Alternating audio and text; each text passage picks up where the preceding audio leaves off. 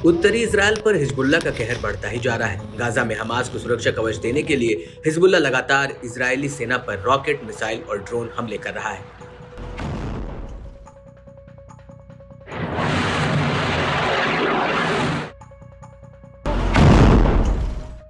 इन हमलों में अभी तक इजरायली फौज को करोड़ों डॉलर्स की चपत लग चुकी है। दरअसल अब हिजबुल्ला ने 1 मई 2024 को इजरायली सैन्य अड्डे और सैनिकों पर हमले किए हैं। हिजबुल्ला का कहना है कि ये हमले कब्जे वाले फिलिस्तीन में किए गए हैं। हिजबुल्ला ने सबसे पहले सुबह 8:15 पर बेरानेट बैरक्स पर इजरायली सैनिकों के जमावड़े वाली जगह पर रॉकेट और गोला बारूद दागा। इस हमले के बाद शाम को करीब 5 बजे हिजबुल्ला ने मैतुला सेटलमेंट पर बमबारी की है। इसके बाद 5:35 पर हिजबुल्ला ने शतूला सेटलमेंट पर गाइडेड मिसाइल से हमले किए हैं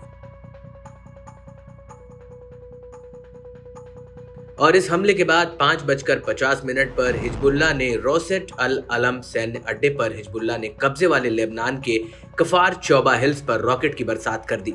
हालांकि दक्षिणी लेबनान में डेर अल जरहानी इलाके में इजरायली सेना के हमले में हिजबुल्ला के लड़ाके वहीद तौफैली उर्फ अबू हैदर की मौत हो गई है।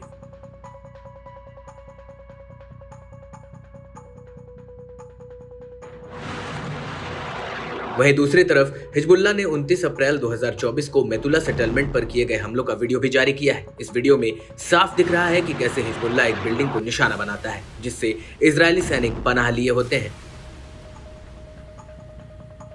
इस वीडियो में साफ दिख रहा है कि कैसे हिजबुल्ला का एक लड़ाका कंधे पर रॉकेट लॉन्चर रखकर एक के बाद एक रॉकेट फायर करता है जो बॉर्डर के उस पार मैतुला सेटलमेंट में बनी बिल्डिंग पर बरसने लगते हैं। वीडियो में दिख रहा है कि हिजबुल्ला के लड़ाके ने मैतुला सेटलमेंट पर कुल 3 रॉकेट दागे हैं जिसमें जोरदार धमाका होता है।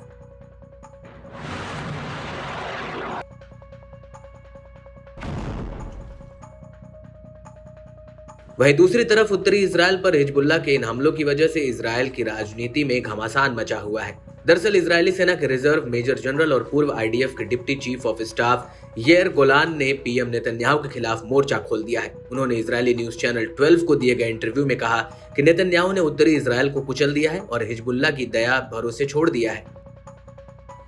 यार गोलान का कहना है कि नेतन्याहू रफाह में बिना किसी रणनीतिक महत्व के ऑपरेशन के बारे में बड़बड़ा रहे हैं। मैतुल्ला पर हिजबुल्ला के गोले बरस रहे हैं और शहरों और कस्बों को हिजबुल्ला के हमलों के लिए छोड़ दिया जा रहा है क्योंकि भयानक विफलता तेज हो गई है।